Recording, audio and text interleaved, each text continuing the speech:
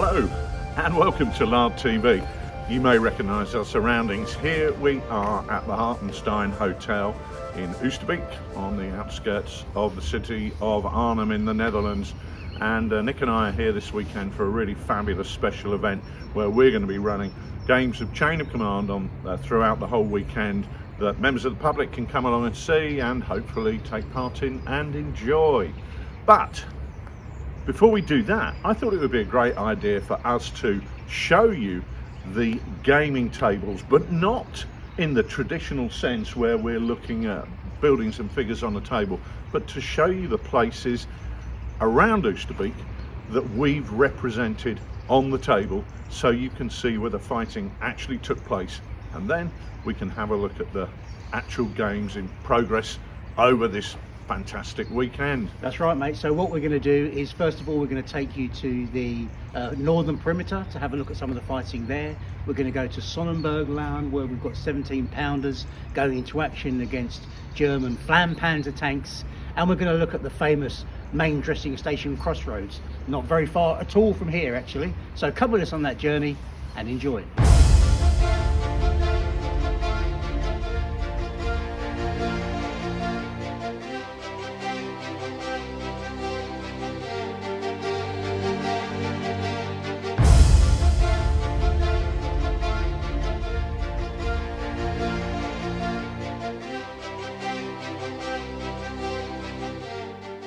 Well, here we are, Nick, table 2, very much your baby, and an interesting one to represent because it's the closest terrain of any of the 3 main gaming tables that we've got here today. We are talking about absolute suburbia, aren't we? Residential area, which creates all sorts of problems for fighting through, but also, let's be honest, all sorts of problems for modelling it, because again, we're not looking to present a perfect scale model. It's very much got to be a representation, and it's got to be usable in terms of a gaming table. So tell us about that area. We're talking about the most northern point on the perimeter. We're talking about Paul Krugerstraat.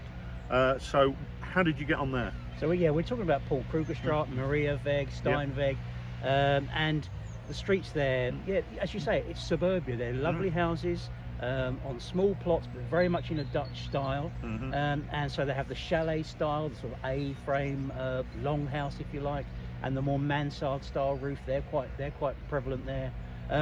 And they're small plots. They're fairly small houses on fairly small plots. It's quite dense, packed in together, but they're very, very Dutch.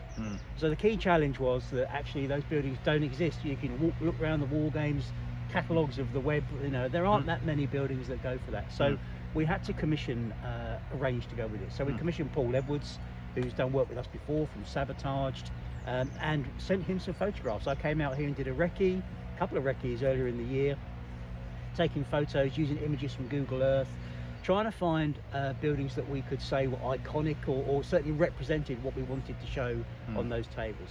So, and Paul did a great job of producing those. And so we've got on those roads, because of the scale aspect of the game, you know, a street of 10 houses becomes a street of 6 houses, for instance. So we've not got house for house replication. We've gone for a representation of that suburban area. Classic Dutch style, which is instantly recognisable when you see it in real life, and equally instantly recognisable when you see it on the table. But of course the big problem there is all those lovely trees. Nobody likes anything more than a beautiful tree-lined residential street. But when you're playing a war game, having all those trees in the way, it couldn't happen, could it? We just couldn't have those tree-lined boulevards. They're really small plots, the houses are on. And of course trees get knocked over and you can't access the figures, and it's a real playability issue. So we've had to scale down on some of the trees. Just so that we can get fat arms in there to move toys about. And thin arms, folks. And thin arms are available apparently, but you don't see that many around the war games table. And then of course in the gardens, what you tend to have at the front, they tend to be end-on, these houses. They tend to be, not always, but tend to be.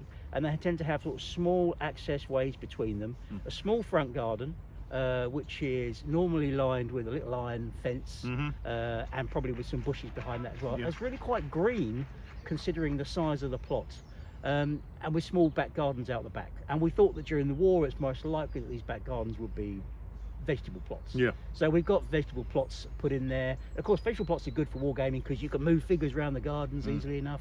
But the bushes and the hedges out the front, the bushes and the hedges and the fences out the front, mean that actually deploying to the street side of the house is quite problematic. It's only a narrow stretch, which it would have been realistically difficult to do that anyway. So we're replicating the challenges of the urban battlefield. You know, we're going to have fighting going on, you know, in the streets, in the houses, you know, house to house, garden to garden, and potentially even room to room in some of the bigger houses. So it's going to really replicate the action there nicely, I think, and it's going to, you know, it looks great. We've taken the game to some of the shows around the UK as work in progress.